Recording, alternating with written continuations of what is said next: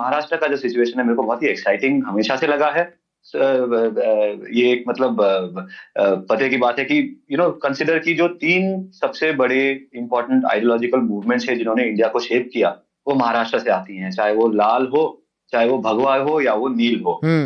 Ambedkar ideology, communist ideology and जो भगवा ideology है, जो हिंदुत्व है, तीनों वहीं से आती हैं। और तीनों के डेवलपमेंट में इतनी इंटरेस्टिंग चीजें हुई हैं। फॉर एग्जाम्पल, उसी हिंदुत्व में 2 पार्टीज हैं वहां पे, एक शिवसेना, एक बीजेपी। और शिवसेना, मैं जिस तरह से मैंने शिवसेना को रीड किया है, आप बोल रहे थे कि मेरा थोड़ा बहुत तजुर्बा है महाराष्ट्र में, और मैंने वहां पे महाराष्ट्र में एंटी कास्ट को समझने की कोशिश की है।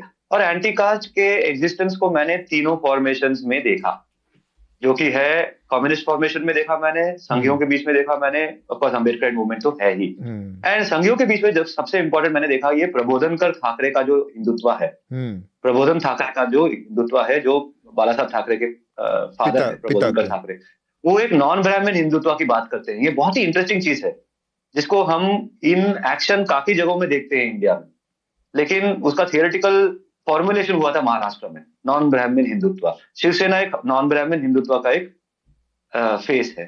तो एनसीपी भी अगर आप देखें, वो एक कास्ट और कम्युनल पॉलिटिक्स से जूझता हुआ इमर्ज हुआ एक फ्यूडल पार्टी भी है, एक नॉन ब्राह्मण पार्टी भी है ना। तो इसमें भी स्प्लिट हो चुका है, शिवसेना में भी स्प्लिट हो चुका है। तो कितनी ऑप्शंस बनती हैं एक महाराष्ट्र के वोटर के, अगर वो एक संघी भी है, उसके 4 ऑप्शन बनते हैं कम से कम। तो ये मेरे लिए है ना, तो ये बहुत ही इंटरेस्टिंग चीज है, अच्छी चीज है। पर इलेक्शन होने के बाद सब कुछ बाइपोलर हो जाता है सुदीप, तो उसके बाद तो अलायंस बन जाते हैं।